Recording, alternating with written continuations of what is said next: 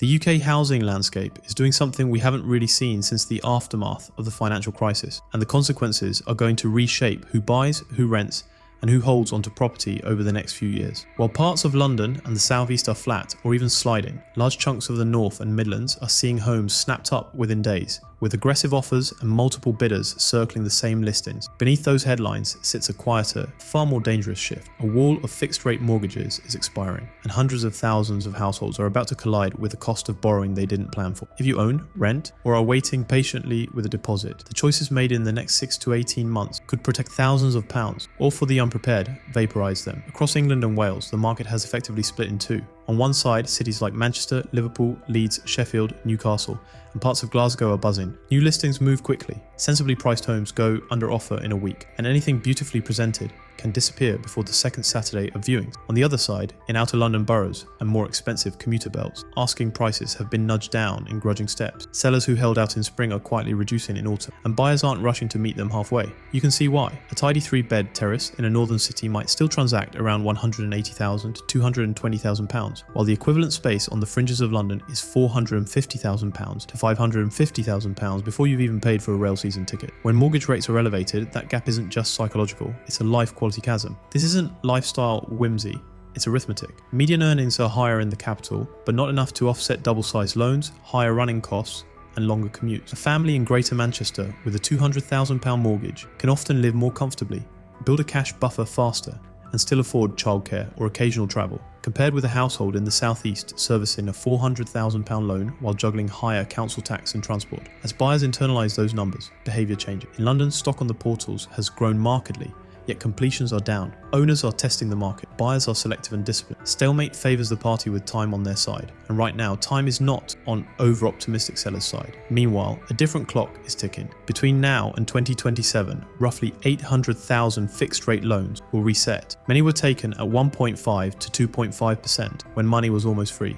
Rolling off to 5% plus transforms the monthly outgoing. A £250,000 repayment mortgage might have cost around £1,120 at 2%. Reprice that debt at 5% and you're closer to £1,460, about £340 extra every month, over £4,000 a year, before counting energy, food, and transport that are still pricier than 3 years ago. Miss the remortgage window and slide onto a lender's standard variable rate, and you could be staring at 7% or more. £1,750 a month on the same balance. The jump isn't a rounding error, it's the difference between breathing room and budget triage. Households who bought in 2021 to 2022 feel this most acutely. Some stretch sensibly, expecting wages to catch up, or plan to refinance lower later. The later never came. If the numbers don't work on the new rate, those owners become forced sellers. Not because they want to move, but because they need to. That's part of why listings are rising. It's not exuberance, it's necessity. Layered on top is a stark generational divide. A majority of over 60s own outright. For them, higher interest rates are abstract. Under 45s, by contrast, carry most of the mortgage debt. They're also the group raising families, paying for nurseries, or trying to build savings in a high-cost environment. When financing costs rise, this is the cohort that has to adjust the quickest. Cut discretionary spending, take on side work, or make the hard call to sell while there's still equity. Now bring landlords into the picture. The private rented sector is quietly rebalancing. Last year, nearly 1 in 5 landlords sold at least one property, while fewer than 1 in 10 bought. Recent surveys suggest more than 2 in 5 intend to trim portfolios or exit entirely over the next few years. Motivation varies. Some are fatigued by compliance and licensing. Others see net yields eroded by interest costs. Many are watching policy changes that increase friction. The Renters Reform Bill removes Section 21, meaning regaining possession will rely on specific grounds and a court system that's already congested. For professional operators with scale, process and cash buffers, that's manageable. For small accidental landlords, someone who kept a former home as a let, it tilts the risk-reward calculus the wrong way. Holiday let rules are shifting too. From April 2025, the tax advantages that fueled short-term rentals will be pared back. In some coastal towns and city centres, owners are either selling or flipping to standard tenancies. On paper, that might help long-term renters. In practice, many of those properties will be disposed of into owner occupation, reducing rental supply anyway. Hence the paradox. Rents push upward in tight local markets at the same time asking prices in certain sales markets drift down. Fewer landlords means fewer rentals. Fewer rentals means higher rents. Higher rents mean first-time buyers feel squeezed. Unless, of course, those ex-rental homes appear on the sales side at prices that finally make sense. We're already seeing exactly that. Scan the portals and you'll notice a conspicuous share of listings that clearly were rental. Neutral decor, durable flooring, compliant safety kit. In some postcodes, it's 1 in 5 or 1 in 6. Many are decent houses, looked after. in streets served by good schools and transport. First-time buyers with mortgages arranged and deposits in hand are stepping in. Counterintuitively, the landlord sell-off is opening doors for people who were locked out during the frenzy of 2020 to 2022. And yet, the overall market isn't uniformly weak. Certain urban cores are still humming. Investor demand hasn't vanished, it has evolved. Buy-to-let applications actually climbed in early 2025, not because property always goes up, but because a new cohort of disciplined investors is buying on cash flow rather than speculation. Yields of 6 to 7% gross are still achievable in parts of the North and Midlands. In some micro markets, 8% is possible if you're hands-on and buy below the average. The capital looks different. Paying £400,000 for a flat that rents for £1,800 a month is around 5% gross, which might compress to approximately 3% net after maintenance, insurance, service charges, and voids. That can still make sense if you've got a huge equity cushion or a long time horizon, but for a geared investor starting fresh, the numbers up north are more forgiving. First time buyers can use this window too. With transactions down, competition per listing has eased in many southern postcodes, and sellers who need to move are more flexible. Homes marketed at £300,000 6 months ago are now being cut to £285,000 or £280,000. That's not a crash, it's realism. Buyers who separate wants from needs, obtain a robust agreement in principle, and move quickly when a genuinely good property is reduced, can secure outcomes that were impossible 2 years back. One reason headline indices feel calm is that volumes have been so low at points that averages don't react much. Beneath the surface, price discovery is happening through individually negotiated reductions and chain-saving compromises. In a frozen market, price is a conversation, not a number. There's another drag few are discussing loudly, the long tail of help to buy. The equity loan scheme solved deposits, but funneled demand into new builds where developers could charge a premium. Many buyers paid 10 to 15% over what similar second-hand units fetched, then assumed time would take care of the rest. Several years on, some of those flats are worth less than purchase price, especially where supply of near identical blocks kept coming. When those households remortgage, valuations can disappoint, making refinancing harder and trapping owners who can't swallow a crystallized loss. Incentive packages on new launches, free legal fees, contributions to service charge, or gifted deposit now still exist, but those carrots are typically priced in. Anyone eyeing a shiny new unit owes themselves a cold-eyed comparison with recently sold non-new stock nearby. Confidence is the invisible fuel in housing. Many expected a swifter retreat in interest rates. The Bank of England has held steady longer to ensure inflation stays pinned. Lenders, in turn, are cautious, passing on cuts. A subset of would-be movers is waiting for 3.5 to 4% mortgages that may not reappear quickly. That wait and see dampens transactions, and low transactions stretch out periods of indecision. Eventually something gives. Either rates ease enough to thaw activity, or sellers step down to where demand sits. Watch volumes. Rising sales count is often the first sign the market floor is in, long before national price indices pivot. Medium-term forecasts are more constructive than the mood music suggests. Some consultancies see low single-digit national growth in 2025, followed by a steadier climb through 2026 to 2029. Totaling in the low to mid-20s over 5 years. The distribution won't be even. Historically, the North and selected Scottish cities outperform in these phases, while high-ticket southern areas grind rather than sprint. Those projections lean on two assumptions. Wages continue to grow across the period, and the base rate normalizes to somewhere in the 3.75 to 4.5% range, letting mortgage pricing settle around the mid-4s to low 5s for solid borrowers. That's not the 2% era, but it's liveable. Yeah. What does all this mean in practical terms? If you're fixed for years and the home suits your life, you can ignore the daily noise. Keep your emergency fund topped up, overpay if your rate permits, and let amortization do its quiet work. If your fix ends within the next 12 to 18 months, act early. Speak to a whole of market broker 6 to 9 months out. Model payments at different rates. Trim unsecured debt where possible. Consider term adjustments only as a last resort. If the numbers remain brutal, selling on your timetable with a clean chain is vastly better than being forced to accept a panic price later. If you rent and are weighing a purchase, build the decision from numbers upward, not pressure downward. In London, taking on £400,000 of debt for a studio you'll outgrow in 2 years may make less sense than remaining a savvy tenant and banking the difference. In Birmingham, Leeds or Nottingham, a sub £200,000 purchase that costs the same as your rent and saves you future rent inflation may be the right strategic move. There is no universal right time, only the right math for your circumstances. If you're a landlord, the question is whether you're running a business or clinging to an era with prudent leverage and properties in resilient rental corridors, near hospitals, universities, logistics hubs, strong bus and rail. Good tenancies remain plentiful. Budget for compliance, licensing, and repairs with a margin of safety. Underwrite deals at a conservative interest assumption. If the spreadsheet only balances with optimistic rates and zero voids, it isn't a deal, it's a wish. If, however, your portfolio throws off cash even after stress testing, the attrition of casual landlords may leave you with stronger tenants and less competition. For investors with dry powder, today's market is about selectivity and patience, not heroics. Hunt for mispriced homes where the seller's problem is timing, not the asset's fundamental. Negotiate on condition you can fix, roof, boiler, kitchen tiredness, not on problems you can't, mowed away at the back fence. Favor freehold when possible, and if buying leasehold flats, interrogate service charges, sinking funds, cladding status, and management quality. A cheap service charge today isn't a win if a deferred maintenance wall is coming tomorrow.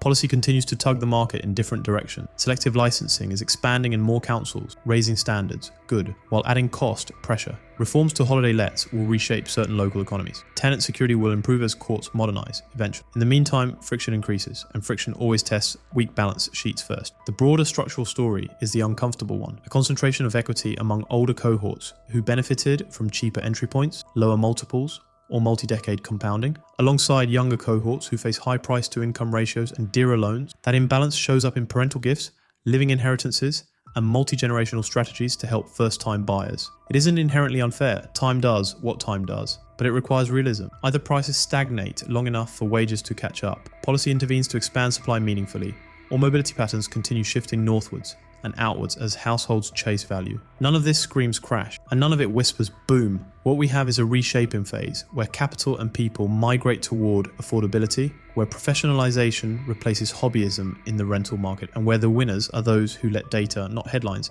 steer decision. If you're selling in the south, price where the buyers are, not where your neighbor sold in 2021. If you're buying in the north, don't confuse cheaper than London with good value. Work through rents, yields, tenant demand, and resale depth. If you're remortgaging, be early, be organized, and be realistic about what your budget can bear. Signals to watch in the near term: weekly mortgage product counts and average fixed rate quotes, monthly sales agreed versus new listings, time to sell metrics in your micro market, rental listings in your postcode and how fast they let, and any Bank of England guidance that nudges swap rates. An uptick in transactions paired with stable inventory often precedes firmer pricing by a quarter or two. A continued rise in stock with flat sales points to further soften. The last decade rewarded people who assumed money would stay cheap and prices would keep floating upward. Something enormous just shifted in the UK housing market, and almost no one is paying attention. Behind the headlines and political noise, new mortgage rules have quietly taken effect. Thousands of landlords are exiting, and powerful corporations are quietly buying entire neighborhoods. The government is floating tax ideas that could reshape property ownership for a generation. And the strange part is that these changes, which seem unrelated on the surface, are all feeding into each other. Whether you rent, own, or are still saving for your first deposit,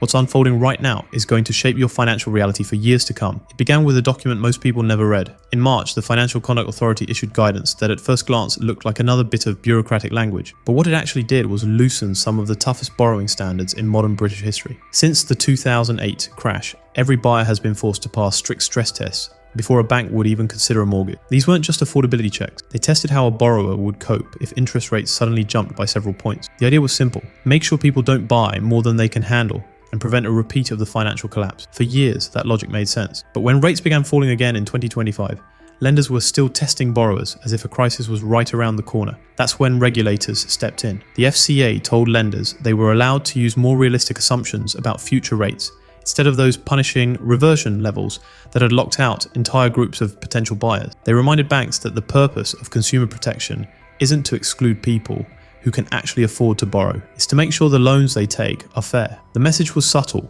but unmistakable. Start approving more people. Within months, another major update arrived. In July, the FCA overhauled the mortgage rulebook, cutting down layers of red tape and streamlining how borrowers could switch products or shorten repayment terms. Refinancing suddenly became easier. You could approach a lender and discuss a deal without triggering the usual avalanche of formal advice requirements. For the first time in years, the system felt as if it was trying to get money flowing again instead of choking it off. And there was more. A long-standing rule that limited how many high loan-to-income mortgages a lender could issue now only applies to institutions writing over £150 million in loans per year. That means dozens of smaller lenders are free to offer 5 or even 6 times income, something that had been virtually impossible for a decade. Combined with a new government-backed guarantee scheme for smaller deposits, it has become significantly easier to borrow large sums again. But that raises an uncomfortable question. Is this really about helping buyers, or is it about keeping prices high? When you make it easier to borrow, demand rises. When demand rises faster than supply, prices climb. Regulators know this, policymakers know this, yet they are encouraging it anyway, because what they fear more than anything else is a housing correction. The irony is that supply is already increasing. Both Rightmove and Zoopla have reported the largest number of homes for sale in more than 10 years. On paper, that should be a dream scenario for buyers: more listings, more competition among sellers, and better deals. But demand is only up a few percentage points, nowhere near enough to match the surge in properties hitting the market. That imbalance is giving buyers new leverage for the first time since before the pandemic, but it's also revealing something deeper. Many people are selling not because they want to, but because they have to. Those who bought during the pandemic, when fixed rates were hovering around 2%, are now facing the end of those deals. Their monthly payments have ballooned by as much as half. Even with the recent relaxation in mortgage rules, tens of thousands simply can't afford to refinance. Instead of defaulting, they're cashing out. Agents across the country are seeing a wave of forced sellers, families who can't sustain the new payments but don't want to lose everything. Homes that would have sparked bidding wars just 2 years ago are sitting for weeks, sometimes months. That rush of new listings is a symptom of stress, not confidence. And the government knows it. Looser lending standards aren't just about supporting first-time buyers. They're a way to keep the market moving, to prevent a chain reaction that could send prices tumbling. Because if the housing market stalls, the entire economy shakes. Home values are tied to consumer spending, retirement savings, and banking stability. A broad decline in property prices doesn't just hurt homeowners, it erodes the foundation of Britain's financial. While regular owners are being squeezed, another group is quietly positioning itself to profit. The renters' reform agenda, designed to strengthen tenant rights, has had an unintended side effect. Small landlords are leaving in droves. Many of them own just 1 or 2 properties and treat their tenants like extended family, often keeping rents steady for years. But new regulations, reduced tax relief, and growing uncertainty are pushing these small owners out. The government's own research backs this up. According to the English Private Landlord Survey, large landlords, those with 5 or more properties, are twice as likely to evict tenants and far more likely to raise rents both between and during tenancies. In contrast, small landlords tend to hold rents steady and work with tenants during hard times. Yet those are the very landlords now disappearing from the market. They're being replaced by bigger players, the ones driven purely by spreadsheets and return on investment metrics. What's emerging is the same pattern that has transformed other industries. Independent cafes replaced by multinational chains, local shops outcompeted by logistics giants, human connection replaced by algorithms. In housing, the same consolidation is happening quietly and it's accelerating fast. Institutional investors, some of the biggest names in global finance, are buying property at scale. BlackRock, Lloyds, Legal & General, Granger, and others now control tens of thousands of homes. They don't just buy individual properties, they purchase entire developments, often before the public even sees them listed. BlackRock has even invested in brick manufacturers, securing influence over the raw materials that build the homes themselves. When you own the supply chain, the construction and the final product, you've turned housing into a vertical monopoly. Why are they doing it? Because housing has become the perfect investment vehicle. Inflation makes rent go up, while debt becomes cheaper in real terms. Unlike tech stocks or volatile commodities, people will always need a place to live. Rent is one of the few payments that almost never stops, no matter what happens in the wider economy. These corporations understand that shelter isn't just a basic need. It's a commodity with nearly inelastic demand. For tenants, that shift changes everything. When your landlord is a person, you can negotiate, delay a payment, or appeal to empathy. When your landlord is a corporation, decisions are made by algorithms. Rent increases are automated, maintenance budgets are optimized, and eviction processes are streamlined. You become a metric on a quarterly earnings report. This isn't the end of buy to let, it's the industrialization of it. And it's leading to a future where most renters deal not with people, but with property funds. The smaller landlords being forced out are handing their assets directly to institutional buyers, consolidating power in fewer, far richer hands. That shift won't just reshape renting, it could redefine what home ownership even means in the UK. And while all this is happening, another debate is quietly simmering inside government offices. Property taxes, already one of the biggest sources of revenue for the Treasury, are being reimagined. Last year, nearly £15 billion came from stamp duty alone, even with lower transaction volume. That success has emboldened policymakers to explore an even bigger prize, a land value tax that could replace both council tax and stamp duty. Leaked discussions suggest such a levy would target properties valued above £500,000. It's being sold as a way to make the system fairer and shift the burden toward wealthier owners. But wealthy in this case often just means owns a modest home in the south of England. In many parts of London and the southeast, even a small flat crosses that threshold. What sounds like a tax on the rich could easily become a recurring bill on middle-class families who bought years ago and have simply watched prices rise beyond their control. Politically, it's clever. Younger generations who can't afford to buy are more supportive of taxing property wealth. Older homeowners, meanwhile, are asset-rich but cash-poor, making them easy targets for a government desperate to raise funds without touching income or VAT. The danger is that this kind of tax doesn't just skim the surface, it can destabilize the entire market. Annual property bills running into thousands could force many owners to sell. As supply floods the market, prices fall. Lower prices drag more people into negative equity, which triggers more sales. Once that feedback loop begins, it's hard to stop. Right now, Britain's housing system is being held together by fragile incentives and quiet policy changes. Looser credit rules keep buyers in the game. Forced sellers feed supply without collapsing prices. Institutional money absorbs the properties that individuals can no longer afford. And looming above it all is the possibility of new taxes that could turn property ownership into a liability rather than a symbol of stability. What we're witnessing isn't just another cycle of boom and bust, it's a structural transformation. Ownership is being replaced with tenancy, small players are giving way to global capital, and a market once defined by aspiration is slowly becoming one defined by dependence. If you're paying attention, you can see how each policy connects to the next. Cheaper borrowing props up demand so the government can avoid a crash. Rising rents make property even more appealing for corporations. A land value tax could drive out remaining independent owners, providing yet another buying opportunity for large funds. It's a self-reinforcing system, one that concentrates housing power into fewer hands each year. For ordinary people, the implications are profound. Buying a home was once a way to secure freedom, a hedge against rising costs, and a path to financial independence. Increasingly, it's becoming something else entirely, a privilege protected by policy and accessible mainly through institutional control. The housing market of 2025 isn't broken by accident, it's being redesigned. The question is whether anyone can stop it before there's nothing left to own at all. Imagine waking up to find that living in your own home could soon mean an annual property tax bill of £43,000. This isn't a distant threat, it's a real proposal for UK homeowners, replacing council tax and stamp duty with a tax pegged to today's soaring house prices. Why is the government ready to risk uprooting retirees and reshaping the entire housing market? The true story of UK homeowners erupt over a £43,000 property tax starts here. For more than 3 decades, the foundation of property taxation in the UK has rested on a system many now consider deeply flawed. Council tax bills are still calculated using property values set all the way back in 1991, a year when the average house price in London was under £100,000. Today, that figure stands above £660,000, yet for millions of homeowners, their tax band remains frozen in time. This disconnect means 2 similar homes, side by side, can face wildly different bills simply because one was revalued or extended after the cut-off, while the other was not. The result is a patchwork of winners and losers, with no relation to current market realities. Stamp duty land tax, introduced in its modern form in 2003, is only paid when a property is bought or sold. Revenue from stamp duty swings wildly with the housing market, leaving local councils and the Treasury guessing how much they will collect year to year. These unpredictable receipts create headaches for public budgets and discourage people from moving, as each transaction triggers a large, one-off payment. Over time, these quirks have combined to produce a system that is not only outdated, but also fundamentally unfair, especially for retirees living on fixed incomes.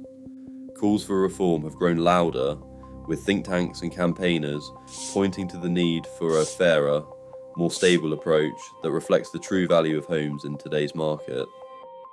The proposed property tax for 2025 is designed to replace both council tax and stamp duty with a single annual charge tied directly to the current market value of a home.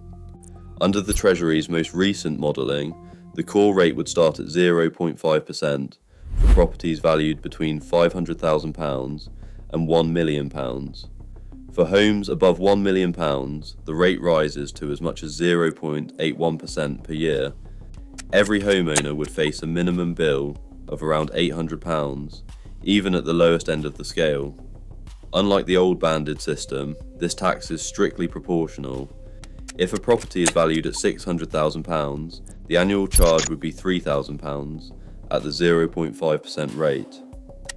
A home worth £1.5 million would owe £8,100 a year, calculated at the higher rate for value above the £1 million threshold. These rates are not theoretical, they are drawn directly from the Onward think tank's proposals, which have guided Treasury modelling and are cited in government briefings. The new system would apply only to owner-occupiers, not tenants, and would be recalculated each year as property values change. For many, the annual bill would be far higher than their current council tax, and unlike stamp duty, it would not be a one-off payment at purchase, but a recurring cost, year after year. The minimum payment ensures that even lower value homes contribute, but the most dramatic changes hit those in high value areas, especially in London and the South East, where property prices routinely cross the £500,000 threshold.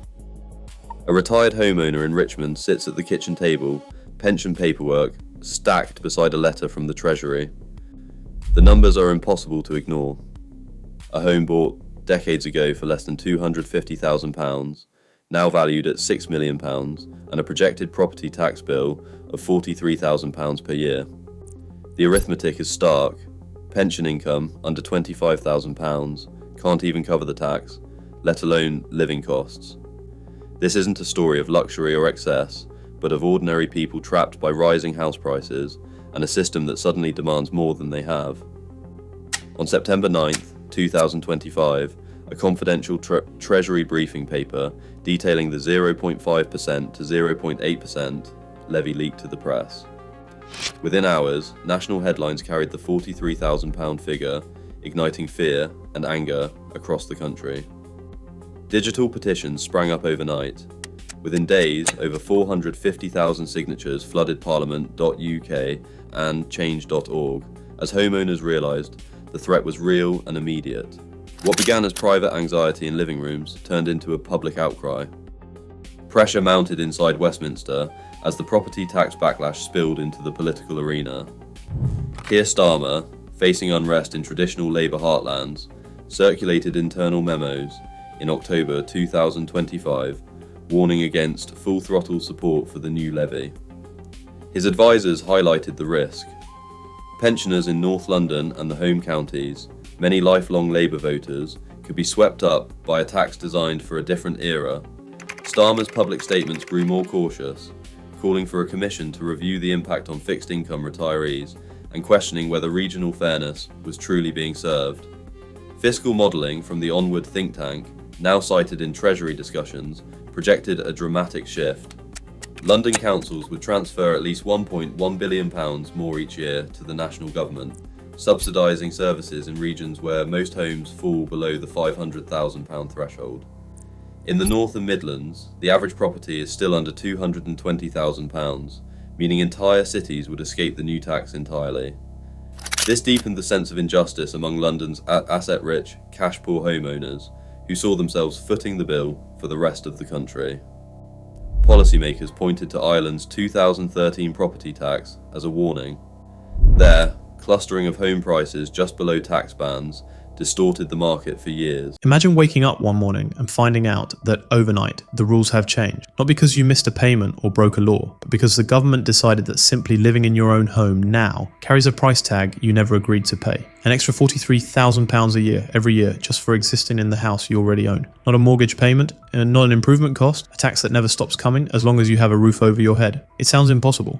Maybe even absurd, but that's exactly the kind of system being discussed by policymakers right now. One that could transform home ownership across Britain into something entirely different from what it's ever been. For millions of people, this isn't some distant hypothetical. It's a potential financial earthquake hiding behind a few lines of economic jargon. The story began quietly, tucked away in reports from respected outlets like The Times and The Guardian, describing how government officials are exploring what they call a modernised approach to property taxation. But the fine print tells a different story. The proposal would replace two familiar taxes, stamp duty and council tax, with a brand new system that looks simple on paper, but could end up costing ordinary families a fortune. Many of the people who would be hardest hit are not wealthy investors or developers, but everyday homeowners who bought decades ago and now live on modest income. They're people who worked hard, saved carefully, and expected that owning their home would one day mean security. Under this plan, that security could vanish overnight. Here's how the scheme works. At present, you pay stamp duty once when buying a property and council tax every year, based on valuations that haven't been updated since 1991. It's far from perfect, but it's at least predictable. The new plan would throw that entire framework out and replace it with an annual charge based on the property's current market value. In other words, the more your home is worth, the more you pay every year. And the definition of high value is far lower than most people realise. Early figures suggest the tax would begin at around 0.5% annually for homes valued above £500,000, rising to 0.8% for homes above £1 million. The problem is that in today's market, those numbers don't describe luxury mansions. They describe perfectly average family homes across much of London and the southeast. It's easy to think £500,000 sounds like a lot, but property prices in Britain's capital and its commuter belt are wildly inflated. The average London home already costs more than £660,000. That means a huge number of middle-class households, nurses, teachers, civil servants, would suddenly find themselves paying thousands of pounds every single year. Not because they've become richer, but simply because the housing market did what it always does. It went up. And that rise, which once felt like a reward for years of saving, would now be turned against them. Consider what that looks like in real terms. A retired couple who bought their home decades ago for under 200,000 might now see it valued at 700 or even £1 million. Their income hasn't changed, it's still their pension, maybe £20,000 a year between them. They own their home outright, they've already paid every tax due on it, and they budgeted carefully for a quiet retirement. Then this new tax lands, demanding a yearly payment larger than their entire income. £43,000 a year on a £6 million property. Even those with smaller homes could see bills in the tens of thousands. The result is simple. They'd have no choice but to sell, even if they never wanted to leave. And it's not just retirees who would struggle. Middle-income households with mortgages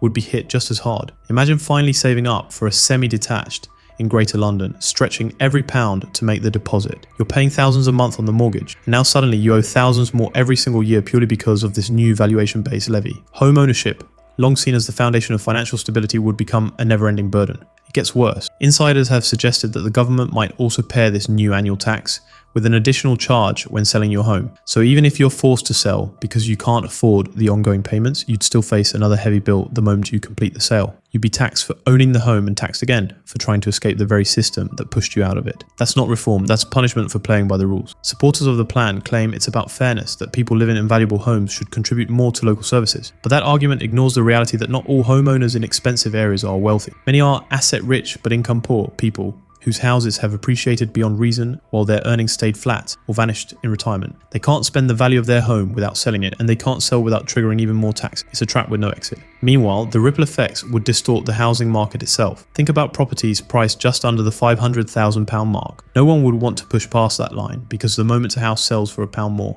it enters the taxable bracket. Sellers would underprice to stay under the threshold, while buyers would avoid anything that crosses it. The result would be a bottleneck, with prices artificially frozen below the limit and chaos above it. At the higher end, owners facing the new tax and potential seller's fee would try to inflate prices even more to offset what they'd lose to the government. That means £1 million homes could jump even higher while mid-range properties stagnate. The entire market would warp around political math rather than real supply and demand. And then there's the regional divide. In places like Doncaster, Hull or Sunderland, where average home prices are well under 200,000, hardly anyone would pay this new tax. Meanwhile, homeowners in London, Surrey, Kent and other high-value regions would shoulder nearly all of it. You'd have a system where families in the South fund services across the country, while those in cheaper areas pay almost nothing. Redistribution through the income tax system is one thing. This, however, would be redistribution through geography. It's easy to imagine the resentment it would spark, a north-south divide deeper than any before. There's also the moral issue. For decades, governments of every stripe have encouraged citizens to invest in property. They told people to buy homes, to view ownership as a mark of success and stability, and many took that advice. They sacrificed holidays, luxuries, and free time to pay off their loans, confident that by the time retirement arrived, they'd be secure. Now, with this plan, the same state that urged them to buy is preparing to penalise them for doing exactly that. It's not just financially ruinous, it's a breach of trust. Home is not a stock or a bond, it's where people build their lives, raise their children, and create memories. Treating it as a perpetual revenue stream erases that human reality. Imagine being 75, sitting in the home you've lived in for 40 years, and realising the government now considers you a revenue problem rather than a citizen who's already paid your dues. You're told to downsize, move away, or start paying tens of thousands more every year,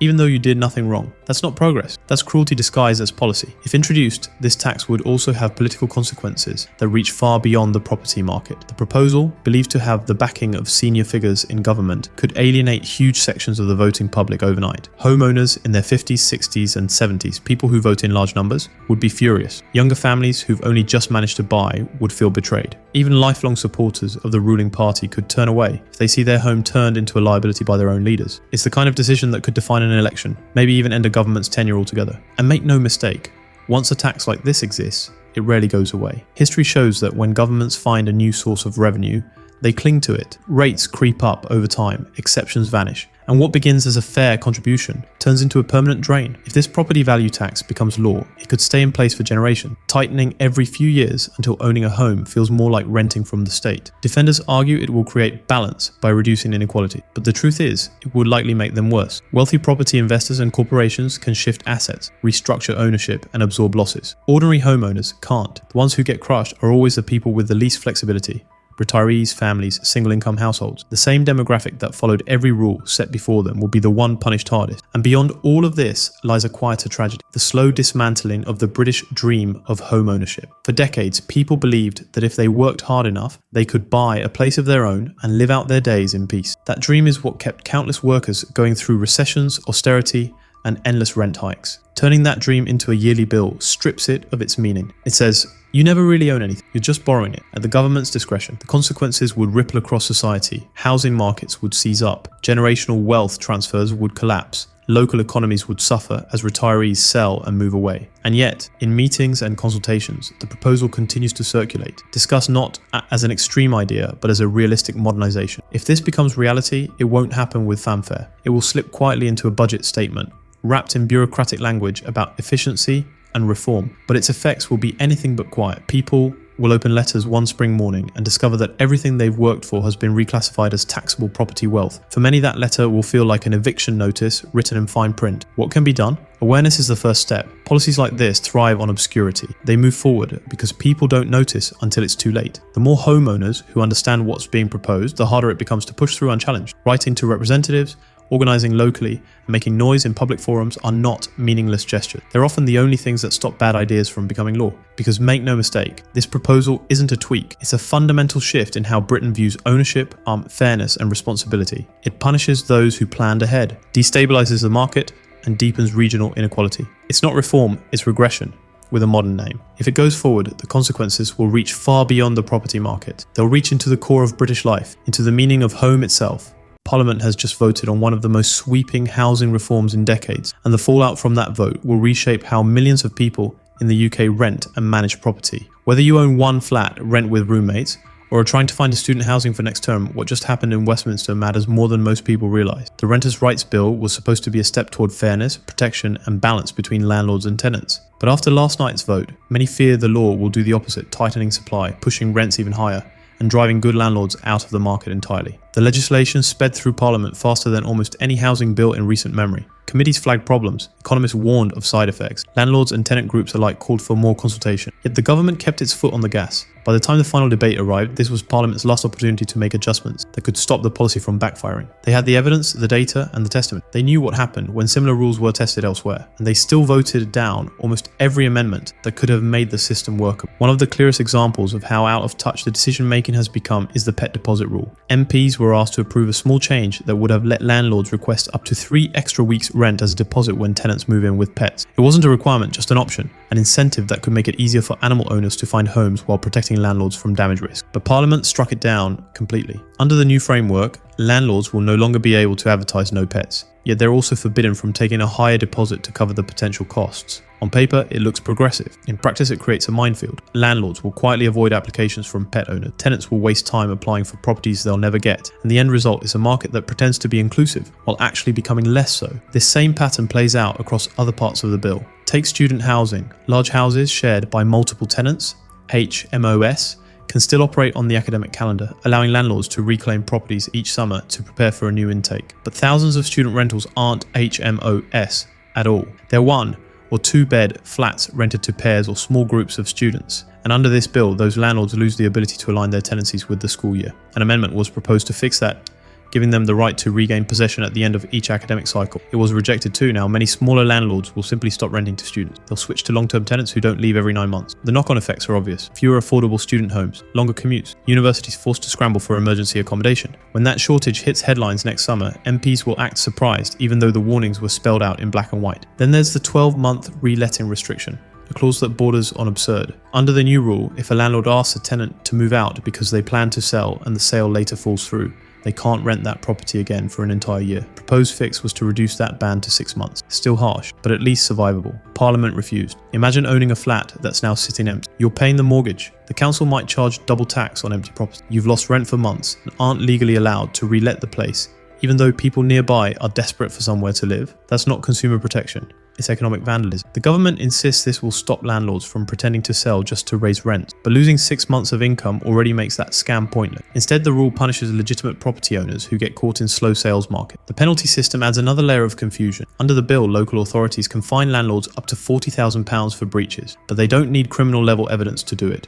The standard is now balance of probabilities, meaning someone can lose tens of thousands of pounds based on assumptions rather than proof. That's a civil threshold, not a criminal one, and lawyers have already warned it's open to abuse. The justification given by ministers was that higher standards would make enforcement too difficult. That's basically an admission that the government wants to fine people more easily, even if it means some innocent landlords get caught in the crossfire. What happens next is equally concerning. The Renters' Rights Bill is headed to royal assent, which will make it law. But that doesn't mean everything changes tomorrow. The rollout will be gradual, just like the Leasehold Reform Act that passed over a year ago but still isn't fully enforced. A few easy to implement items, like the shift from fixed term to rolling tenancies, will arrive quickly. Those are simple administrative changes that don't need new infrastructure. But the central piece, abolishing Section 21 no-fault evictions, will be delayed for years, and that's where the system could buckle. Section 21 currently lets landlords regain possession without proving fault. It's what keeps thousands of disputes out of court. Once it's gone, every single eviction must go through a full legal hearing, complete with paperwork, judges, and evidence. Courts already face months-long delays for basic possession cases. Piling thousands of new claims into that system without new judges or staff is a recipe for paralysis. Even government insiders admit the courts aren't ready. Officials will likely announce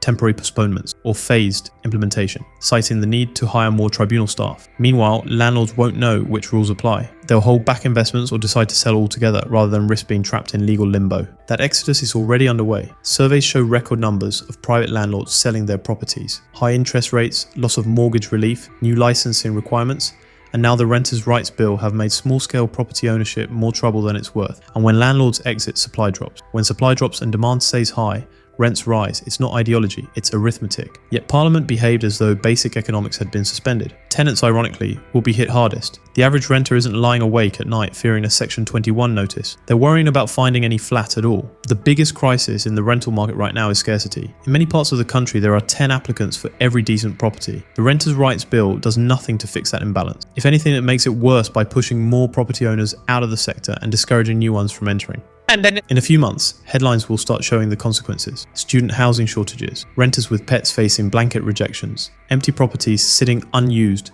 because of the 12-month rule, court delays stretching evictions into year-long ordeals. Each new symptom will be treated as a surprise when, in reality, every one of them was predictable. It's especially frustrating because some amendments were genuinely constructive. There were proposals for stronger enforcement against the small percentage of landlords who neglect repairs or engage in harassment. There were ideas to simplify how tenants can challenge unreasonable rent increases. Those would have improved living standards without damaging the market. But by rejecting targeted fixes and replacing them with blanket restrictions, Parliament chose ideology over practicality. What often gets forgotten in these debates is who most landlords actually are. They're not corporate developers or giant real estate fund. Most own 1 or 2 properties. Maybe they inherited a house and rent it out for extra income. Maybe they bought a flat as a retirement investment. These people aren't sitting on vast portfolios. They're everyday workers trying to balance mortgages, maintenance, and tax, and they're being regulated as if they were a multinational corporation. Each new fine, restriction, or delay makes their position less viable. Some will hold on until their fixed rate mortgage expires, then sell. Others are already listing properties while demand remains strong. The ones who stay will become more selective, choosing only the safest tenants. Anyone with pets,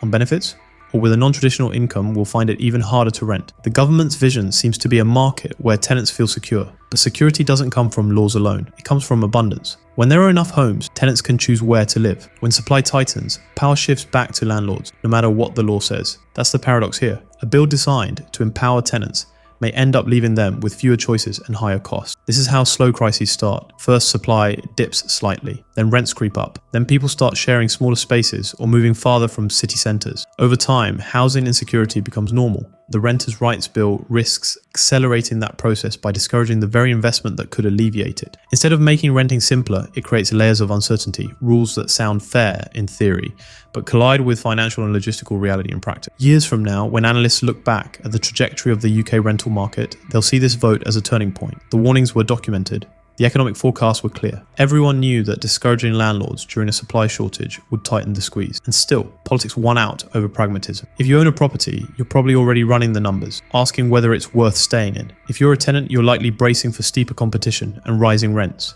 And if you're somewhere in the middle, thinking about buying your first rental, or relying on one as your pension, this bill has just changed the equation. The consequences won't arrive all at once, but they're already in motion. For years, Britain's housing debate has been trapped in a false binary: protect tenants or support landlords. The truth is, both depend on the same thing: supply. More homes mean more options, more fairness, and more stability. The Renters' Rights Bill ignores that completely. Instead, it treats regulation as a substitute for construction, control as a cure for shortage. And that's why the market is about to get tougher for everyone involved. So as this bill moves toward royal assent and begins its slow rollout, remember what this moment represents. The warnings weren't hypothetical. They were written, debated, and recorded in the very chamber that chose to ignore them. When rents climb and availability drops, when students can't find flats and pet owners are turned away, it won't be a mystery. It will be the inevitable outcome of a law that mistook good intentions for good policy.